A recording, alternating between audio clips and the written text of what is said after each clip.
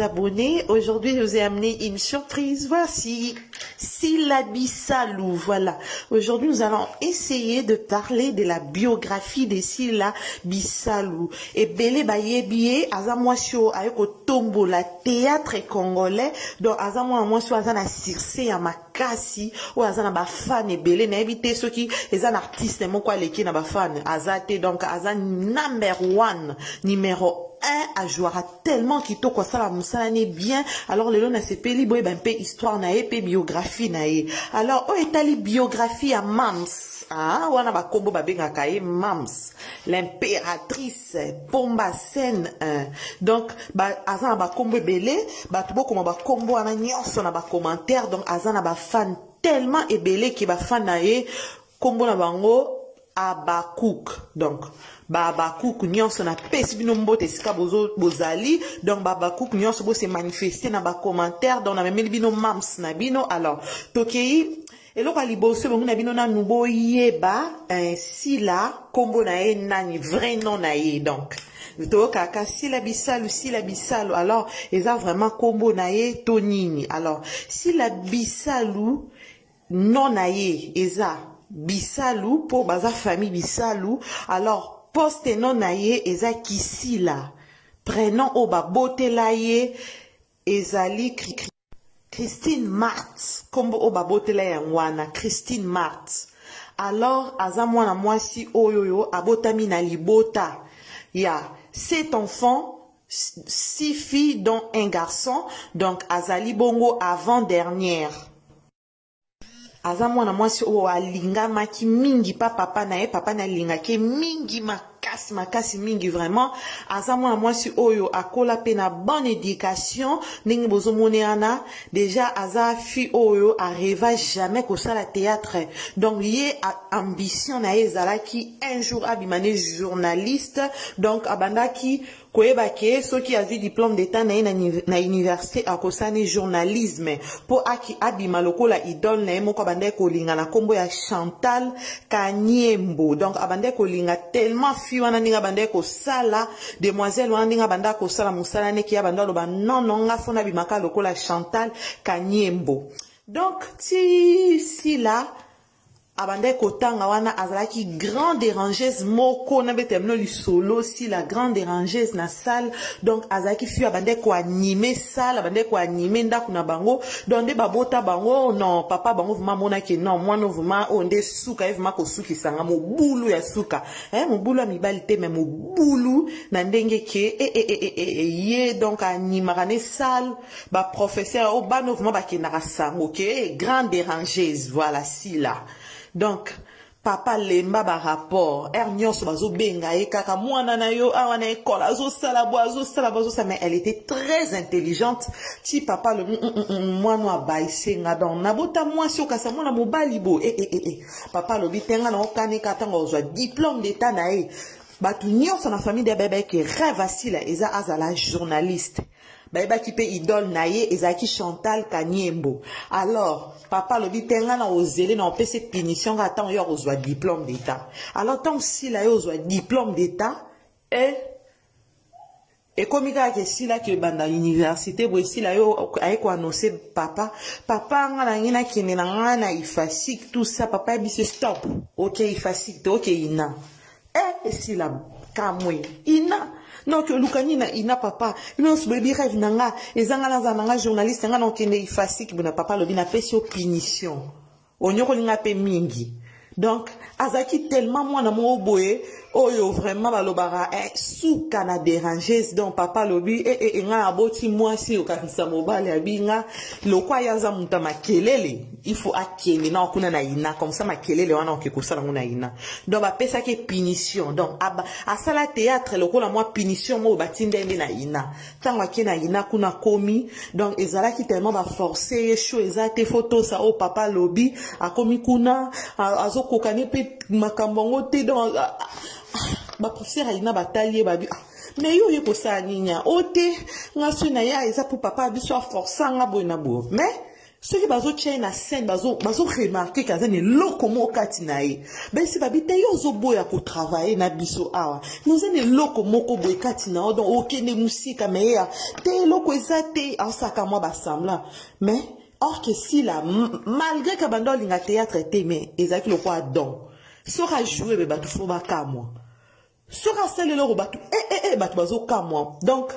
ti yo sala ke si la a ndimi siko kotika na ina kotanga classe atangi interprétation en faculté na eza interprétation atangi na ina era yeko silisa na ina et yo saki na ina kuna dia bandozo ba occasion ke ko sala dia ba théâtre na ba salle par-ci par-là et yo sala pe ke groupe Simba ya Elombe pe ebota misika. Alors, tant groupe Simba Elombe pe bota misika ba sa recrutement ya liboso ya groupe Simba.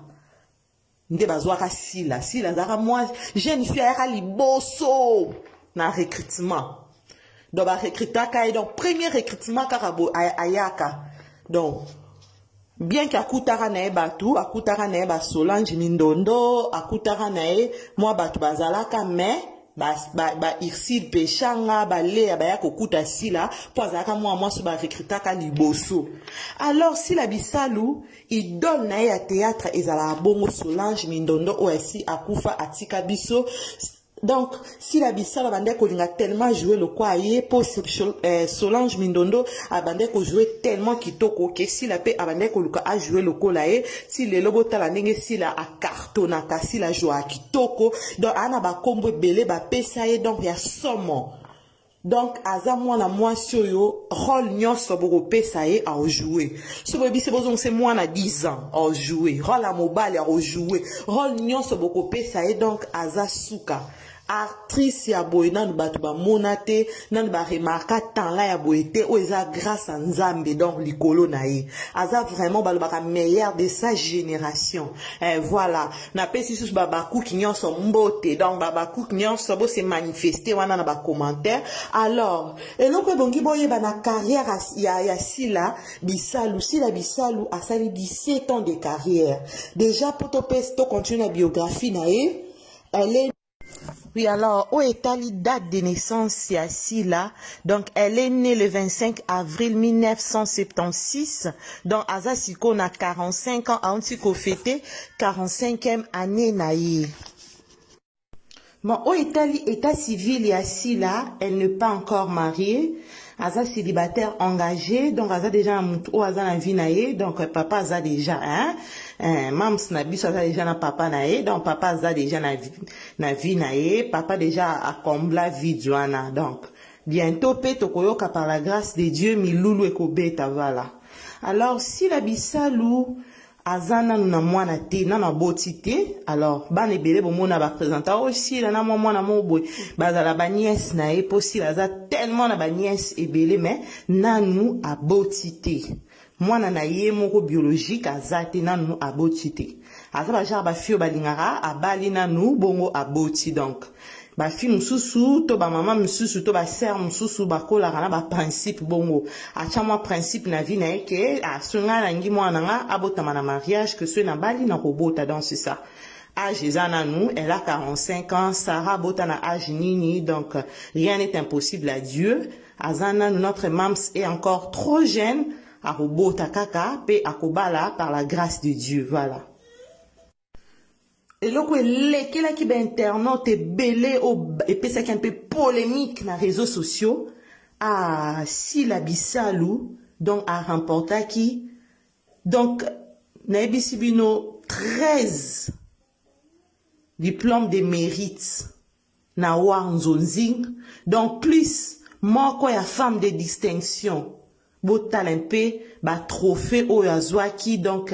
o esala ki susuke aye bana susu makasi o eskedaki vraiment sango et pesa ki polémique na ba comédien mais amérita ki ngo po ajouaka tellement kitoko botala ye wana vidéo na sur scène botanenga ajouaka bien incarna baron na bien alors amérita ki ba trophée wana nyonso ba pesa ki amérita ki ba diplôme de mérite wana nyonso pour asala musala na kitoko makasi donc ye rôle nyonso ajouaka rôle à moi na jouaka donc akoko komata moi na 10 ans Dingazana. Aroko komata moi mobali. Eh, non, si là, à la fin. À jouer à Kitoko. Pour on va confirmer vraiment qu'on a le baba comment on a va commentaire. Si là, à number one. Donc, number one. Alors, on a pesibino presque biographie nae, nyoso. On a pesibino âge nae, à Botama na Kinshasa, à né grandi à Kinshasa. Donc, Nengazana, né grandi à Kinshasa. Voilà. J'espère que na lobby, nyoso au Italie, si la bisalou. Alors, combo nae, au boyo karan. Combo